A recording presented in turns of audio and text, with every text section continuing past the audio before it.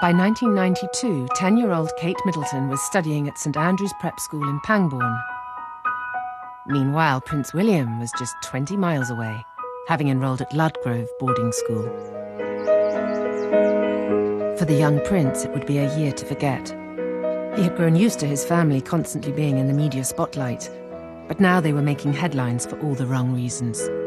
In the eyes of the paparazzi or the tabloid press, if there's a better story than a royal marriage, it's a royal marriage in chaos and crisis and breaking down. Reports are circulating in Westminster that a statement will be released very soon about the future of the marriage of the Prince and Princess of Wales. His behaviour did start to change during the breakup of his parents' marriage. At one stage, I think a boy made a comment about it, and he grabbed one of them and flushed his head down the toilet in the school and was actually reprimanded by the headmaster and severely ticked off. I know this because I wrote that story, not knowing at the time what the poor lad was suffering.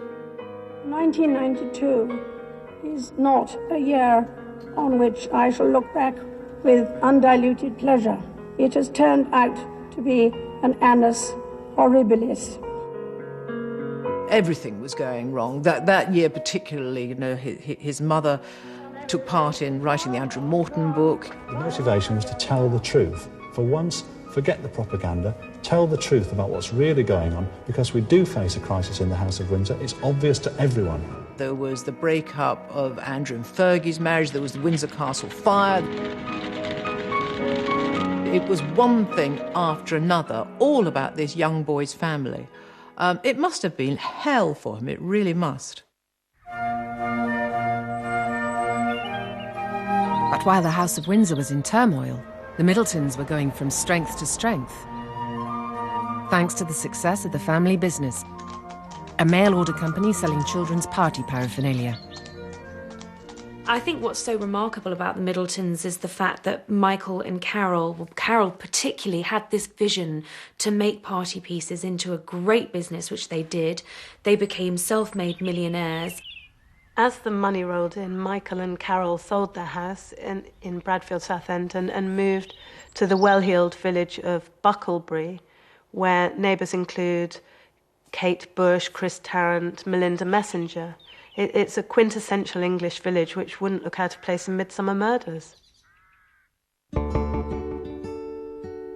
Kate would spend 2 terms at the all-girls school Down House, where it's said she suffered bullying.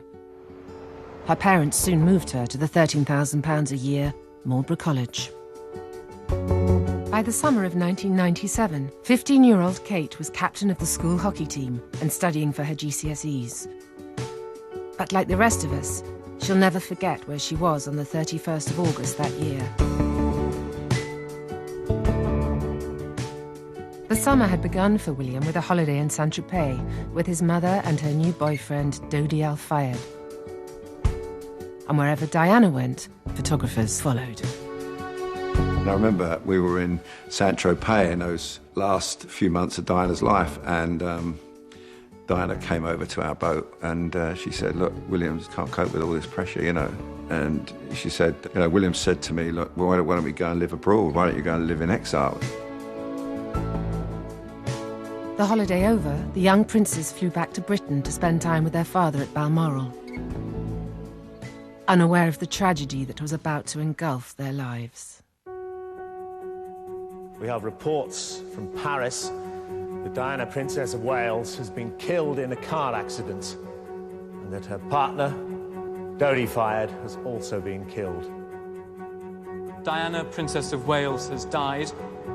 It looks as though the princess has died about 4 hours after the terrible accident that had befell her and Dodi Fayed. The boys were asleep up at Balmoral.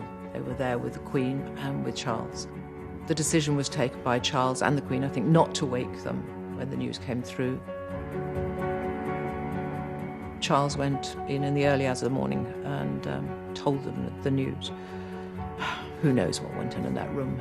It must have been utterly, utterly devastating. Eventually, after a few days, the public pressure for the Queen to make an appearance was such that she and the boys came outside the gates of Balmoral one evening and looked at all the flowers and tributes to Diana, which must have been devastatingly awful for those boys. With Prince William, I just remember how brave he was in the subsequent days after she died, because it was his moving gestures when he went to shake hands with people, thanking them for their kind words, was so brave. Thank you so much. Showed that he had sort of a natural grace and nobility about him to rise above his own personal trauma. I think that the nation surprised itself by being so grief-stricken over Diana's death. I mean, looking back, maybe it was some form of mass hysteria, I don't know, but William and Harry were right in the middle of this maelstrom.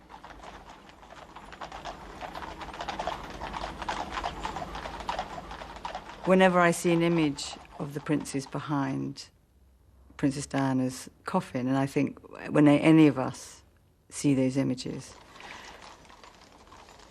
I imagine everybody feels like I do, just incredibly protective and devastated at the level of their loss. I was outside Westminster Abbey, and it was quiet. It was quiet, thousands of people there. And you could just hear the clip-clop of the hooves of the horses as the coffin went by, and Harry and William and their father were walking behind. And all you could hear was the sobbing of people. I mean, not weeping, but absolute sobbing. Never being able to say the word mummy again in your life sounds like a small thing. However, for many, including me, it is now really just a word, hollow and evoking only memories.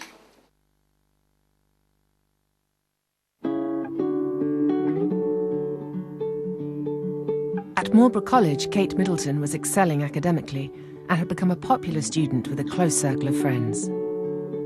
I shared a dorm with Kate for 2.5 years, along with 3 others. And we not only shared a dorm, but we played sport together. We were in the county hockey team, which she was the captain of. As soon as she arrived at Marlborough, she just shone through. When she first got to Marlborough, we had a summer holiday soon after. And she went away, and when she came back, she just looked completely different. She'd, her hair had grown and she grew curves. As soon as she got back, every single boy couldn't take their eyes off her. She was completely stunning, yeah. In the dorm, mostly, we talked about boys, general things that, girls talk about. We did have, obviously, a few posters on the wall of boys, as you do. I think I had Leonardo DiCaprio at the time. She had Prince Harry and Prince William, but Prince William was the big poster. The story of Kate's poster of Prince William didn't take long to surface when their relationship became public. But Kate remembers things differently.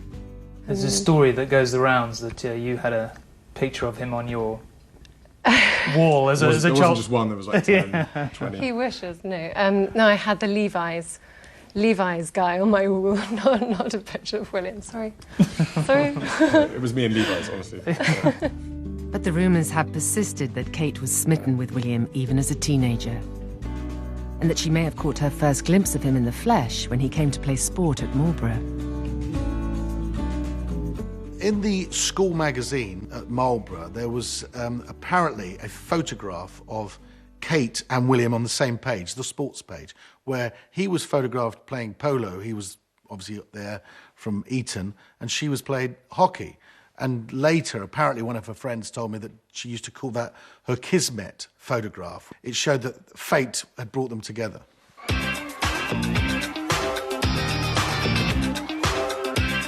If Kate did have her sights set on the handsome young prince, she wasn't the only one. There is a new star in town. A tall 15-year-old with a demure smile and his mother's looks is the very latest teenage heartthrob. Welcome to Will Mania. William found himself a global heartthrob and was greeted like a pop star on a visit to Canada in 1998.